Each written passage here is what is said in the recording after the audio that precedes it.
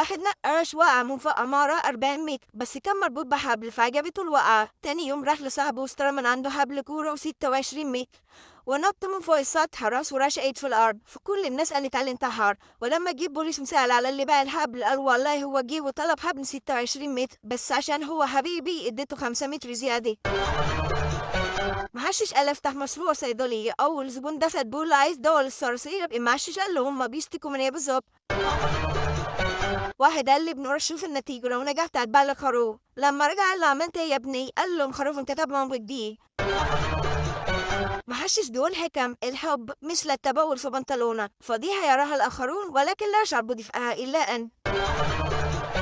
محشش بيقول اللي مصبرنا على أهلي في البيت إني باكل ببلاش. محشش بيقول له واحد صاحبه ذاكر تنجح تنجح، تفرح تفرح، تلعب تلعب، تتعب تتعب، تموت. عشان كده ما تذاكرش، صحتك بالدنيا يا صاحبي. محشش بيقول حكمة المرأة مثل الكهرباء، إذا أحسنت استخدامها أمرت لك حياتك، وإذا أسأت استخدامها كهربت أهلا أهلا. مراحب غبي ضاعت محفظته، راح القسم وعمل محضر. الضابط بيقول له ما تقلقش هنجيبها لك من تحت الأرض. وبعد ما خرج من القسم شاف الناس بيفوروا الخط بتاع المترو، راح قال لهم الهم يا رجالي سودا وبشوشتي. محشش كان بيحاول يولع عود كبريت، صاحبه قال لي يمكن بايظ، قال له بايظ ازاي ده انا لسه مولعه من شويه. مجموعة محششين قالوا أمريكا وصلوا القمر، إحنا بقى عايزين نوصل الشمس. واحد قال لهم مش خايفين تتحرقوا؟ قالوا له وانت فاكر هنطلع الصبح يا حمار؟ سؤال محيرني، ليه خدت الدكتور محدش بيفهمه إلا الصيدلي، لدرجة إني بحس إنه كاتب له ادي الحيوان اللي قدامك ده أي حاجة فكنا منه. محشش فك باب بيته وماشي بيه في الشارع. واحد ماشي قال له انت شايل الباب كده ليه؟ قال له مودي لنا الجار يصلحه. الراجل قال له طب ومش خايف حد يدخل البيت ويسرقه؟ المحشش مات على روحه من الضحك وقال له يا حمار هيفتح الباب ازاي وهو معاي؟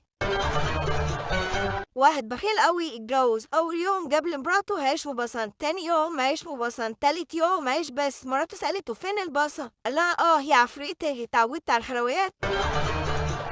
واحد مخنوق من مراته وقال لها ممكن يعدي اليوم من غير مكان، قالت له والله ودي بس خايفة يتراكم عليك، خليه كل يوم بيوم واحسن. حرامي دخل يسرق بيت، لا أصحاب البيت صاحيين ضربوا وسرق البيت، وهو خارج لا واحد نايم صحاه وضربه. قال له ليه كده أنا عملت لك حاجة يا عم؟ قال له عشان الصبح ما تعملش فيها راجل وتقول يا ريتني كنت صاحي.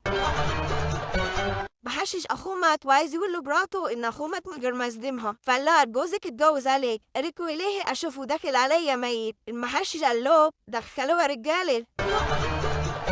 واحد اتصل على مراته وقال لها ايه رايك نتعشى بره النهارده؟ قالت له ماشي. رجع من الشغل لا حط اكلي في الشارع.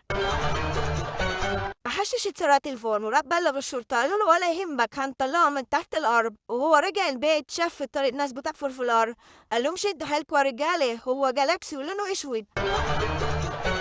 محشش بيلف في سجارة وقت أذان المغرب وعياله بيتوضوا للصلاة، وهو المحشش قاعد في السرير بيتفرج على المنظر، فقال لابنه المحشش بالله عليك مش مكسوف من نفسك؟ عيالك رايحين المسجد وانت قاعد تلف في سجارة الحشيش. المحشش قال له شوف الفرق بين تربيته وتربيتك. الصناعة الأكثر تمويزا في مصر هي صناعة المبررات، والمنتج الأكثر تصديرا في مصر هو تصدير الطرشة. واحدة كتبت منشور زوجي هو وطني، دخلت امرأة وكتبت تعليق والوطن للجميع، فاختفى المنشور في ثانية حفاظا على وحدة الوطن وسلامة أراضيه. واحد بخيل أوي ادى مراته ازازة مية كبيرة وقال لها اتحداكي تشربها كلها، قالت له اتحداها وشربتها. بعد شوية الباب خبط طلع كان طالب اوردر أكل، قال لها أنا كده عارفة كل واحدة من غير ما تاكلي معايا. عريس بيقول لعروسته كل إعجاب وحب، شعرك طويل قوي، ردت بكل خجل انت لسه ما شفتش لسانك. بنت ادعى ابوها 200 جنيه وقال لها شوف اخوك بيعمل ايه، راحت شافته لقته بيشرب سجاير، قالت له بابا اداني 200 جنيه عشان اراقبك، قال لها خدي 500 جنيه وقولي له نعيد، قالت له ايه رايك تديني 1000 جنيه واصورك وانت بتصلي؟ بيقول لك الشيطان كان واقف هو ابنه بسلخ وكف على وشه وقال له اتعلم يا حمار يا ابن الحمار.